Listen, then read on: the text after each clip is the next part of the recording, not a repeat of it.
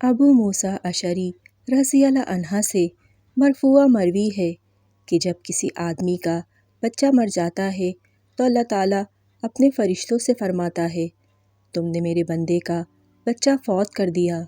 وہ کہتے ہیں جی ہاں۔ اللہ تعالیٰ فرماتا ہے تم نے اس کے دل کا ٹکڑا قبض کر لیا؟ فرشتے کہتے ہیں جی ہاں۔ اللہ تعالیٰ فرماتا ہے تب میرے بندے نے کیا کہا؟ فرشتے کہتے ہیں اس نے تیری حمد بیان کی اور ان اللہ پڑھا۔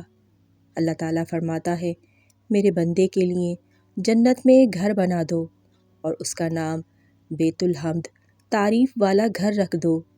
ابو سعید خدری رضی اللہ عنہ سے مرفوع مروی ہے کہ 5 اعمال ایسے ہیں کہ جس شخص نے یہ اعمال ایک دن میں کیے اللہ تعالیٰ اسے اہل جنت میں سے لکھ دیں گے۔